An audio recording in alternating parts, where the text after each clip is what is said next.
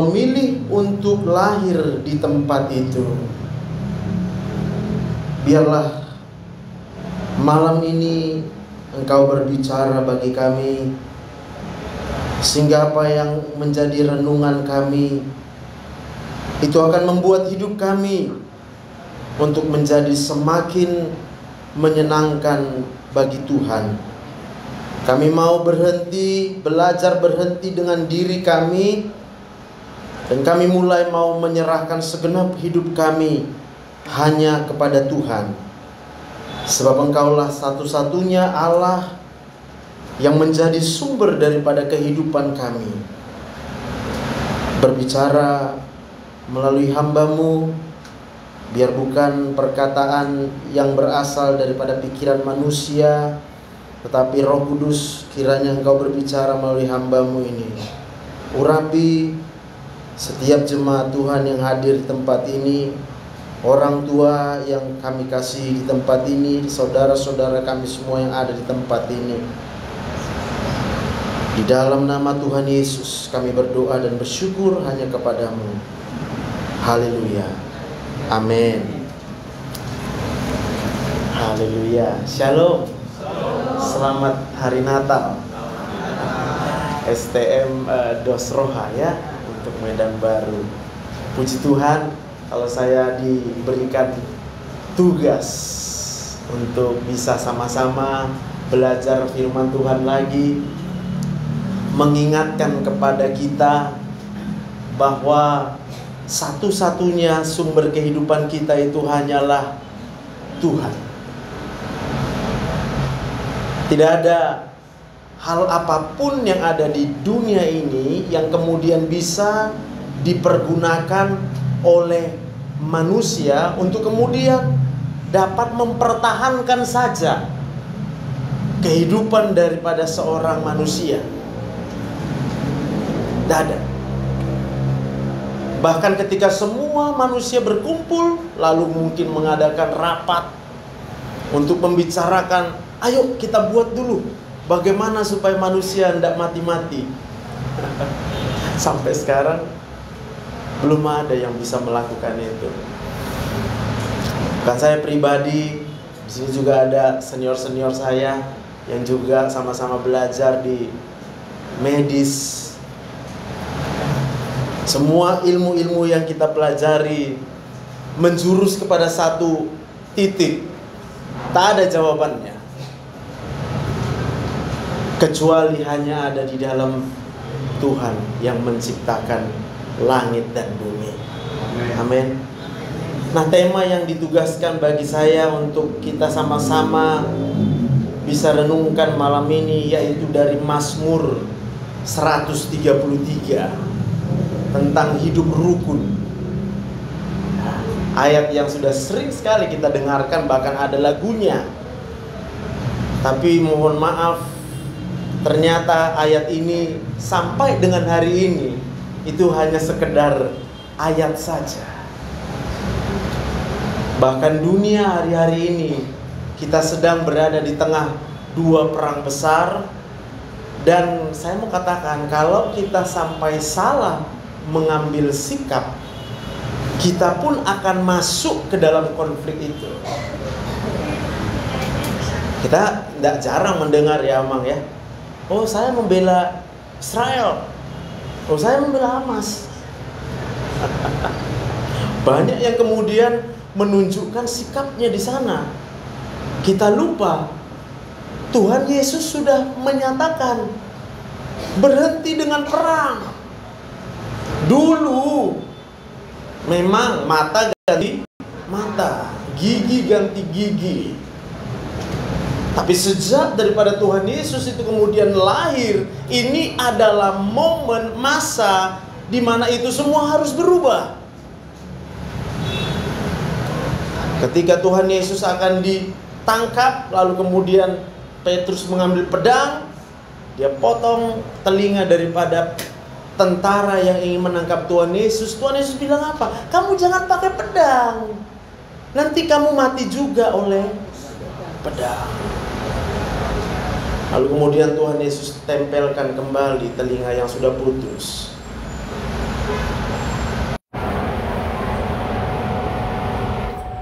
Kalau kita belajar tentang Mazmur 133, yaitu berbicara tentang kerukunan, kebanyakan orang akan langsung berfokus kepada ayat yang terakhir, ayat yang ketiga. Seperti embun yang di Gunung Hermon yang turun ke atas gunung-gunung Sion, sebab kesanalah Tuhan memerintahkan berkat kehidupan untuk selama-lamanya.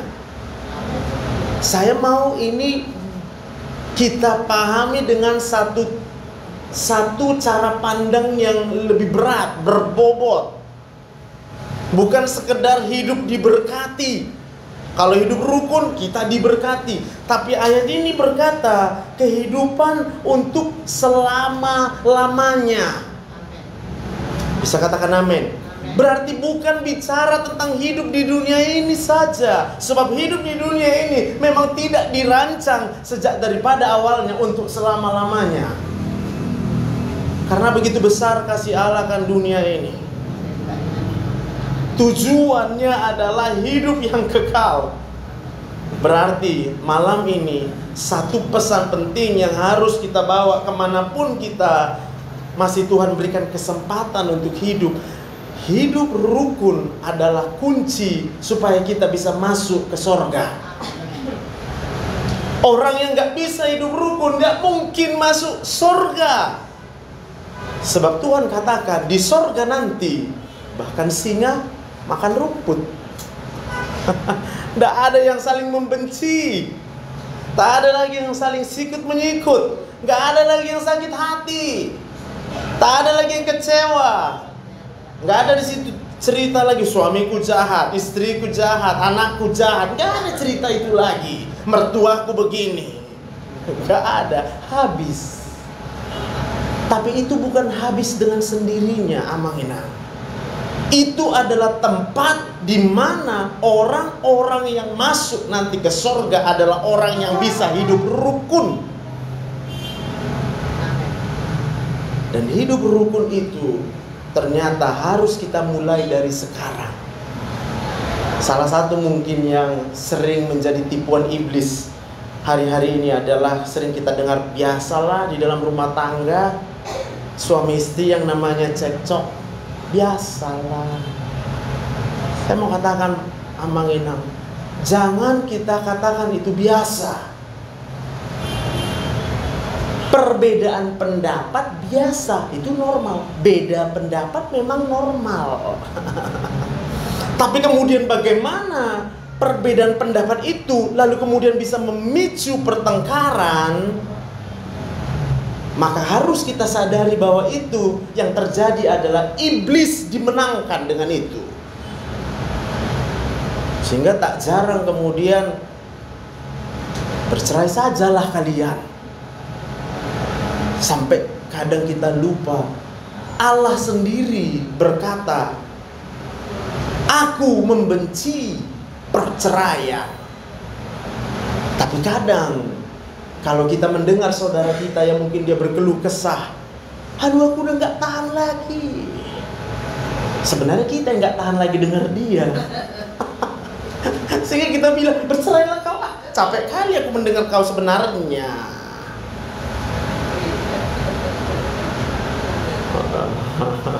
Tapi apa yang mau saya katakan di sini? Kalau kita menjadi orang yang kemudian mendukung daripada perceraian itu, berarti kita berdiri berseberangan dengan yang dibenci oleh Tuhan. Apa yang Tuhan benci itu yang kita lakukan. Loh, mau masuk surga. Sementara surga itu adalah hak 100% daripada Allah. Kalau bumi ini, dunia ini sudah dilepaskan Tuhan, ya sudah. Nih dunia, kujadikan. Sebabnya iblis dicampakkan dari sorga ke dunia. Untuk apa? Ya supaya dunia ini dikuasai oleh iblis. Tapi dia katakan, aku datang, aku akan memenangkan kembali. Yang mau dimenangkan bukan dunia ini. Dunia ini sedang lenyap. Tak usah capek-capek kita kemudian menyelamatkan dunia ini. Udah disediakan Tuhan. Langit baru, bumi baru, Yerusalem yang baru. Konflik apa yang sampai dengan hari ini mungkin sedang kita alami? Saya dari tadi merenung apa ya, sebab terlalu banyak konflik yang bisa memicu. Tapi satu mungkin yang paling ngetren gitu ya, yang gak habis-habis ngetrennya itu hepeng. Gak habis-habis Amang. Saya praktek setiap hari itu bisa 30-40 pasien. Itu di sela-sela 30-40 pasien itu akan ada pasien baru yang kalau dia datang kemudian dengan stres yang berat, ternyata pemicu stresnya itu masalah uang. Dan ini Tuhan itu adil. Saya pun belajar dari situ betapa adilnya Tuhan. Orang yang nggak punya uang bermasalah dengan uang. Orang yang banyak pun uangnya bermasalah juga dia dengan uang. Sehingga kalau kemudian saya tanya pasien begitu, lalu saya tertawa, pasiennya bingung, kok dokter tertawa? Ya gua apa? Gua punya ketawa lah, lucu berasa, bilang. Entah mana yang mau kita manusia ini, bilang. Ada uang salah, tak ada uang salah. Sampai hal yang nggak pernah bisa saya lupakan itu ya. Seorang hamba Tuhan itu kemudian berkata, kalau ada pertemuan daripada setan-setan, iblis seluruh Indonesia, maka yang paling kaya itu adalah setan atau iblis yang ada di Sumatera Utara. Sebab kalau di Sumatera Utara katanya saya pun tidak tahu juga, kalau udah soal hepeng, dang tuau, badang tuho, itu makun di begu yang dapat hepeng. Saya jumpai itu Amang Inang. Ada kemudian seorang ibu, lalu dia katakan, saya stres. Kenapa kamu stres? Aku stres lihat suamiku. Kenapa kau stres lihat suamimu? Aku bilang, iya, suka kali dia ngasih uang sama mamanya. Wah, hidup, aku bilang. Mana lebih bagus daripada dikasih sama perempuan lain, aku bilang.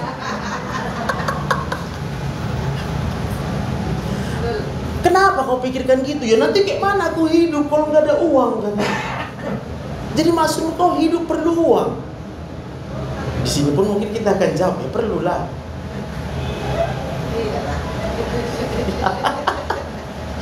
Kalau kita katakan kita perlu uang, maka waktu kita nggak punya uang, kita pasti stres.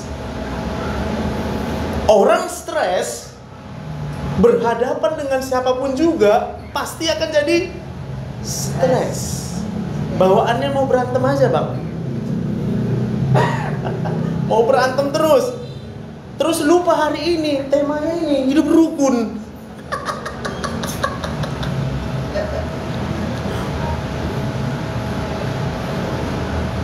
Berkutat-kutat dengan uang. Hidup perlu uang, hidup perlu uang. Saya mau katakan, bahkan ini Tuhan Yesus langsung yang katakan di Matius 6.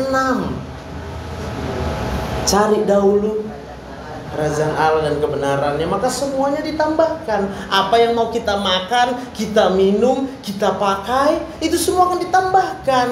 Katakan amin. Jangan ketika kita kemudian kehilangan uang, atau kita hitung-hitung uang kita berkurang karena suami memberikan uang kepada sang mertua, lalu muncullah istilah baru, parrohaina. Aduh, rumit. Hidup di dunia ini begitu rumitnya, tetapi akar daripada masalahnya adalah uang. Maka di Alkitab dikatakan akar dari segala kejahatan adalah cinta.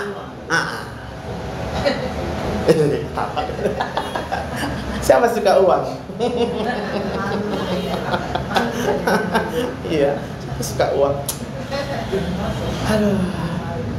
Tapi hari ini di STM Dos Roha ya, pulang dari sini nggak suka lagi sama uang. Loh, Lah, jadi kalau kita nanti nggak suka uang, lalu uang kita nggak ada gitu, kan kayak mana hilang kan?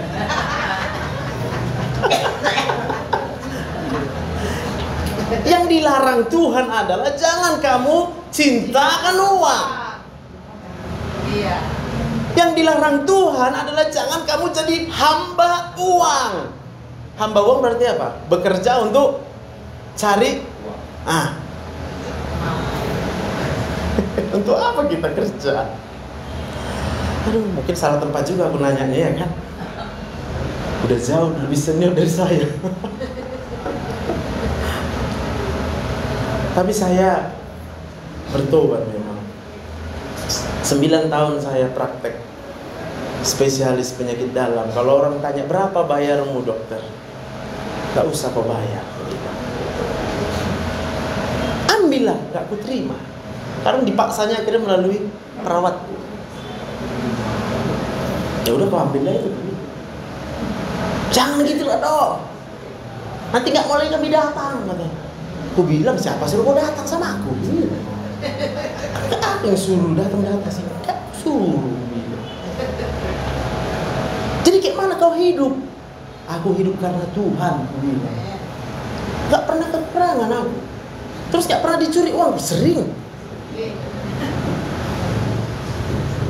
Ketawa aja ya. Kalau udah hilang aku gini aja. Ya udahlah Tuhan, terserah kau lah.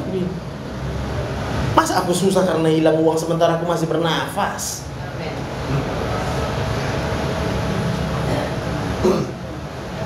Jadi yang hilang uang nanti hari ini pulang dari sini karena udah merayakan Natal. Haleluya.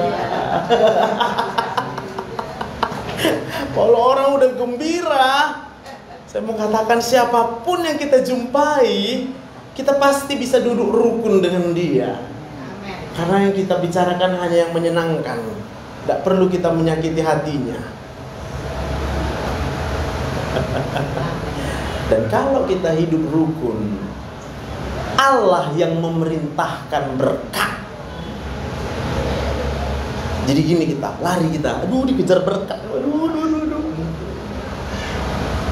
Kita dikejar-kejar berkat karena Tuhan yang memerintahkan berkat. Tapi kuncinya harus hidup dengan rukun.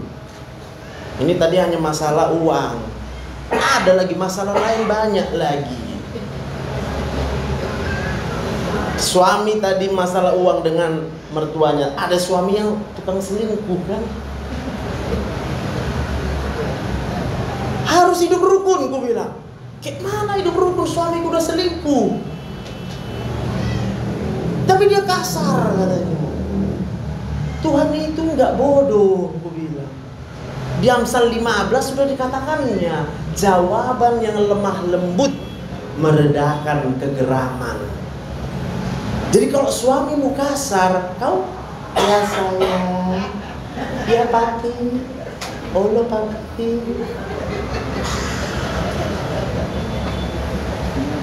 Amin. Jangan diam aja kak. Kalau kakak diam aja, nggak tahu suami nggak berubah itu nanti. Harus ya papi. Kenapa? Karena di luar sana banyak pelakor-pelakor. Itu lemah lembut itu. Capek kau bang. Kita pernah ditanya capek pak? Sering. Oh sering. Tepuk tangan dulu. Sering.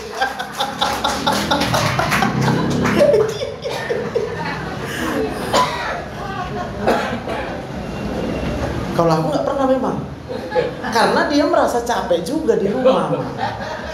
Lah rumah itu urusan nggak siap-siap. Pagi ke pagi lagi nih. Ibu-ibu setuju? Oh ya. Kalau kerja di kantor masih ada tutup buku. Kalau rumah mana ada tutup buku? Baru siap nih itu bisa terulang lagi. Tapi yang di sini udah bertobat nanti pulang dari sini. Amin. Minimal pulang dari sini bisa nasihatin orang. Jangan gitu, ya. Jangan gitu. Tapi kalau suami udah bertobat, lain gayanya memang Mam. 1 Petrus 3 ayat 7.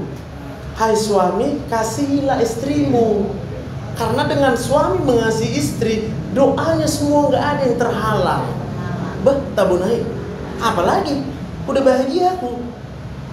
Datang pun cewek cantik, kenapa kau? Rasa udah ada gangguan kau, bilang. Jauh-jauh kau dari aku bilang. Iya Inang, sejujurnya kalau ada yang centil-centil sama aku gini-gini, aduh, udahlah, antara dua lah. Aku bilang, aku menjauh atau kau yang menjauh, aku bilang. Nggak usah kayak gitu senyummu, aku bilang. Masih lebih cantik senyum istriku, aku bilang. Apa nih? Enggaknya mungkin betul yang ku bilang, tapi aku ingat firman Tuhan. Kalau aku sungguh-sungguh mengasihi istriku, doaku dijawab semua sama Tuhan. Apalagi? Maka di rumah pun kemudian saya berinisiatif lebih dahulu untuk menjaga kerukunan. Saya kebetulan tinggal juga sama mama, karena papa udah meninggal 24 tahun lalu. Jadi di rumah, kadang mama ini dia ingat semua betapa pahitnya dulu kesulitan yang kami alami. Saya tingkat 1 dulu, meninggal papa. Tingkat 1 meninggal, bapakku nggak ada meninggalkan apa-apa. Cuma dapat tabungan dari Taspen 30 juta. Saya anak nomor 1, baru tingkat 1 kedokteran, adikku ada 3. SMA 2 orang, SMP 1 orang. Masih panjang. Kalau dalam pikiran mamaku udah bingung lah, kayak mana nanti ini katanya. Aku bilang kita jalani aja lah, aku bilang. Kita tengok sampai mana, aku bilang. Mau kita pikirin pun nggak tahu nih kayak mana juga jalan keluar. Lalu kemudian diterpa dengan banyak tantangan, diusir, dijelek-jelekkan, biasalah itu mak, gue bilang. Biasa itu, kita jalani aja. Maka sampai dengan hari ini pun, kalau kemudian mama tanpa, kau tuh nggak pernah kau pikirkan gini-gini. Apa yang dipikiri? Lah 24 tahun sampai dengan hari ini. Nggak pernah aku pikirin kok bisa nyampe, aku bilang. Jadi mau aku pikirin lagi untuk apa, aku bilang. Maka satu-satunya yang buat saya marah di rumah itu adalah kalau mereka membahas uang lalu jadi ribut. Nanti dibahas. Itu tengoklah adekmu itu, dipakainya uangku. Kenapa rupanya aku bilang. Bekasi. Ya kan uangmu juga itu. Nggak ada persoalan, itu uang Tuhan, aku bilang. Kita tidak boleh ribut karena uang. Jadi mohon maaf, mana tahu ada yang belum selesai dengan warisannya kan. Selesaikan aja Mang Ina. Sekarang yang butuh kan, kayak kami-kami ini kan. Ada soalnya pasien saya juga gitu, datang dia nang. Stres kali dia. Kenapa kau stres? Iya anakku menghabiskan uangku. Jadi untuk apa uang itu rupanya? Memang untuk dihabiskan lah. Mau dikumpul-kumpul kemana uang itu? Kita lawan Tuhan. Tuhan bilang jangan kumpulkan harta. Datang ini dikumpulkan harta. Tengok sedikit berkurang tabungan, stres. Padahal Tuhan bilang jangan. Saya bukan bilang kita buang-buang uang, tapi kita tahu segala sesuatu yang terjadi dalam hidup kita itu tidak ada yang kebetulan. Tuhan pasti akan bawa keadaan-keadaan di mana mungkin uang itu harus terpakai, ya sudah dipakai. Salah satu ciri orang yang hidup menjadi hamba uang adalah dia menjadi penjaga uang. Penjaga uang berarti dijaga uangnya, jangan hilang. Pasti banyak yang kayak gitu. Biar uangnya hilang, biar uangnya nggak balik, biar uang yang diambil orang. Saya sampai ajarkan, saya ngajar juga sama mahasiswa. Kalian mungkin harus pulang malam naik sepeda motor, mungkin ketemu dengan begal. Jangan pertahankan sepeda motormu, gue bilang. Kasih dengan cinta. Haleluya, ambil, haleluya. Lah kan kau hidup bukan karena sepeda motormu, tapi kau bisa mati karena sepeda motormu, ku bilang. Maka lepaskan itu. Uang kan gak usah dicari, jangan dicari nah. Karena Tuhan bilang cari dahulu kerajaan Allah, semuanya ditambahkan. Lihat burung aja, kalau kau nggak ada uang, ku bilang, kau lihat burung-burung di udara, dia nggak kerja orang itu. Apa kata Tuhan? 1 ekor pun tidak boleh jatuh ke tanah kalau bukan sekehendak Tuhan. Apalagi kita, hidup kita dijaga oleh Tuhan. Lalu hanya untuk menjaga kerukunan, ada orang jahat kita balas, ditampar, kasih satu lagi. Kan masih ada 2 pipinya. Nah, sampai habis, udah habis pipiku, ya udahlah. Mau dia apa lagi? Udah kita lakukan firman Tuhan. Amin. Bahkan ketika katanya musuh kita lapar, apa yang harus kita kerjakan adalah beri dia makan. Tapi dunia ini akan mengajar kita, logika kita akan bermain. Waktu musuh kita lemah, kita pijak, bas. Lalu Tuhan Yesus datang ke dunia mau ngapain? Saya berdoa, kita yang dengar firman ini jangan pernah lagi bilang, kan manusiawi. Manusiawi lah.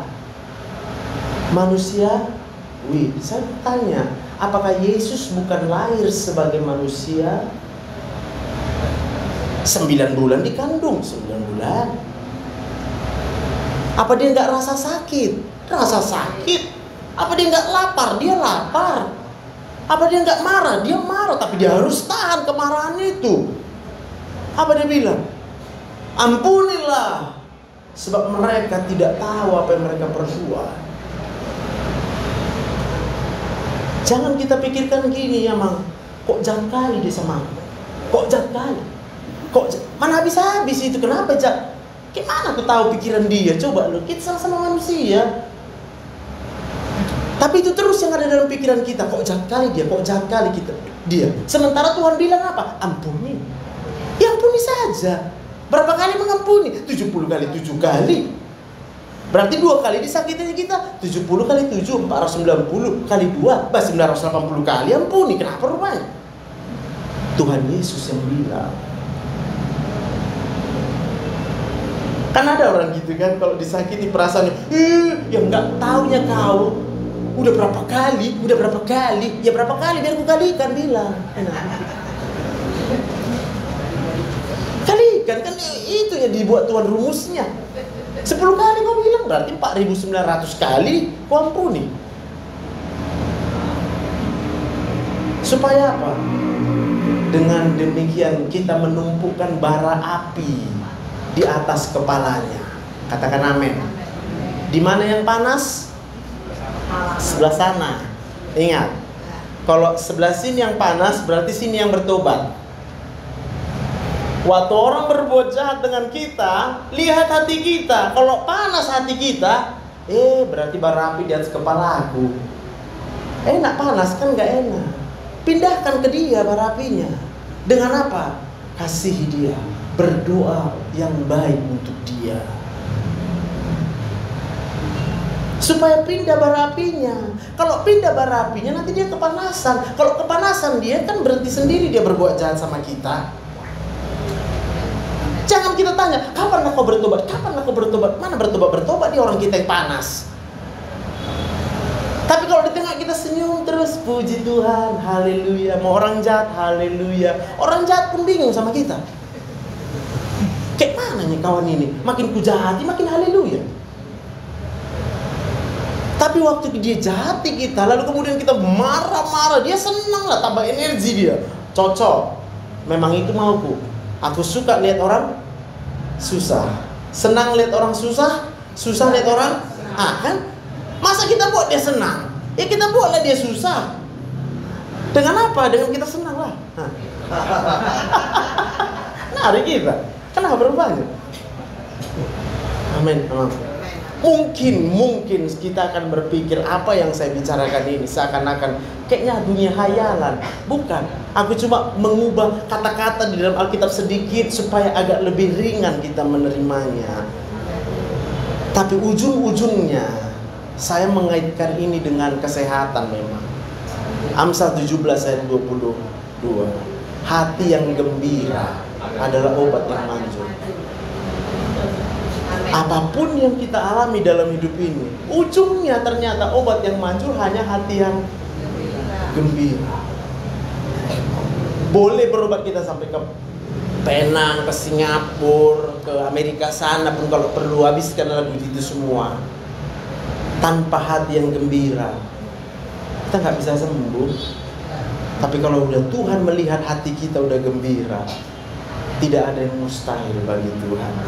Sudah habis waktuku, nanti nggak bisa habis aku bicara. Amin. Jadi biarlah kita bawa pesan ini ya.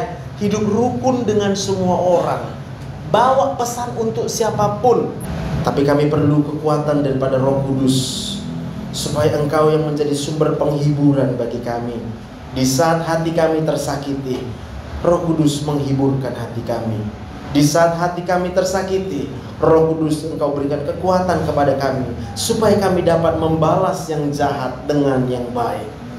Dan biarlah kami, kemanapun kami melangkah, kami menjadi pribadi yang mau hidup rukun, pembawa damai, siboan damai, dimanapun Engkau menempatkan kami selama kami hidup. Berkati Tuhan orang tua yang kami kasih di tempat ini. Kiranya Engkau menambahkan umur, menambahkan hikmat bijaksana. Dan kalau Tuhan boleh berkenan, tambahkanlah umur yang panjang, supaya boleh menjadi contoh teladan bagi siapapun di keluarganya, dimanapun di lingkungannya Engkau tempatkan kami ya Bapa. Terima kasih Tuhan Yesus. Kami menyerahkan seluruh hidup kami hanya ke dalam tangan Tuhan. Di dalam nama Tuhan Yesus kami berdoa, kami mengucap syukur kepadamu. Haleluya. Amin. Selamat Natal.